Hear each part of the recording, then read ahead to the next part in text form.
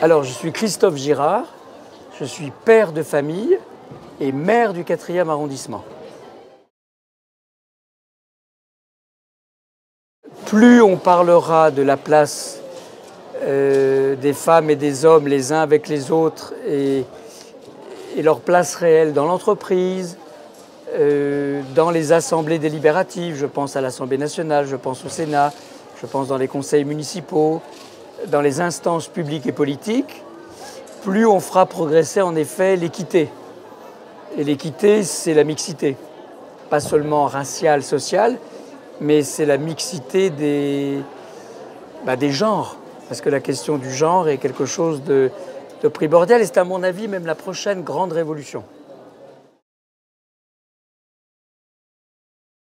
Il m'est arrivé plusieurs fois d'être dans des réunions où il y avait incontestablement une majorité de femmes, et il m'est arrivé d'être dans des réunions où j'étais le seul homme.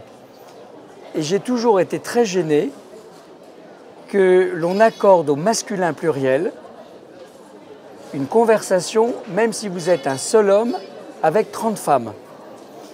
L'habitude du masculin l'emportant sur le féminin étant tellement forte que c'est à mon avis une absurdité. Et d'ailleurs, j'avais proposé cette idée qui avait été tournée et qui avait été caricaturée, qui était de dire, mais si les hommes apprenaient eux aussi pendant une journée, la journée de la femme par exemple, à se mettre dans cette situation, à avoir à subir le féminin, comme les femmes subissent le masculin dans la conversation, je pense que ça les ferait réfléchir.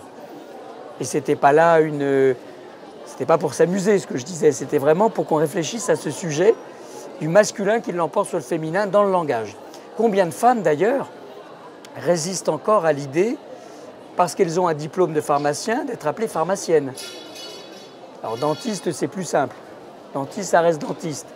Mais toutes celles qui refusent, en effet, que l'on mette un E à hauteur, ou professeur, et qui ne veulent pas qu'on féminise. Pour moi, un sénateur, c'est un homme. Une sénatrice, c'est une femme, c'est une sénatrice. C'est pas un sénateur, je ne suis pas. Si j'étais Madame Dupont et que je sois au Sénat, je ne suis pas sénateur EUR. Et une amie canadienne me faisait remarquer une chose assez extraordinaire en France. Elle dit, quand vous vous mariez à un Français, eh bien, du jour au lendemain, vous perdez votre sexe et vous perdez votre nom. Parce que vous vous appelez Madame Jean Dubois. Vous prenez le prénom du mari et le nom de famille du mari. Donc votre féminité, votre identité féminine, de l'identité des papiers, disparaît. Donc vous voyez le travail qu'il y a à faire. Il est aussi dans le langage, dans les écrits d'état civil. C'est assez incroyable, quoi. L'habitude et la force avec laquelle les hommes ont imposé le masculin aux femmes, et que beaucoup de femmes encore trouvent naturel que ce soit au masculin qu'elles puissent parler.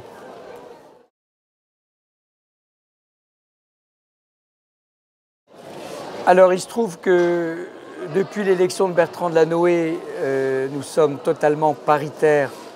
Son exécutif, les adjoints et les adjointes sont paritaires, il y a d'ailleurs plus de femmes, il y a une femme de plus que d'hommes. Dans les directrices et directeurs des grandes directions de la ville, le maire a nommé plus de directrices. Moi, c'est vrai que là, récemment, je devais nommer un directeur ou une directrice des services de ma mairie. J'ai choisi une directrice. À talents égaux, j'ai préféré prendre une femme. Parce qu'il faut que nous fassions cet effort si nous voulons que les mœurs, que les habitudes changent. Maintenant, c'est aussi dans le choix des équipes, dans le choix des collaborateurs, collaboratrices, et puis dans les comportements. Là, dans ma mairie, cette mairie du 4e, tous les lundis, ça recommencera en janvier, je crois le 10 janvier, le 14 janvier de mémoire, nous avons des débats pour le mariage pour tous.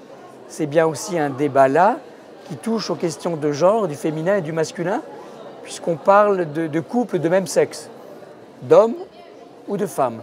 Donc là aussi, tous ces sujets permettent d'aborder la question de la mixité, la question du genre et la question du féminin et du masculin. Donc un maire, un élu a la possibilité d'utiliser le lieu où il exerce son mandat pour permettre ces discussions.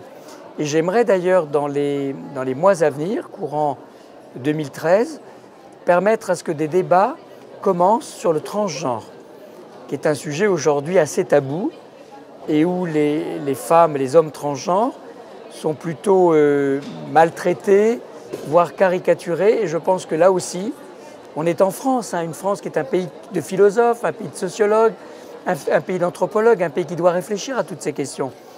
Donc un salon comme celui de la mixité, à mon avis, aide les entreprises, les responsables politiques, les responsables associatifs, les citoyens, les citoyennes, à prendre conscience que l'égalité des sexes, c'est quelque chose qui se travaille, c'est quelque chose qui se défend et que c'est un des plus beaux projets finalement depuis la Révolution française, puisque c'est l'égalité, la liberté, l'égalité et la fraternité.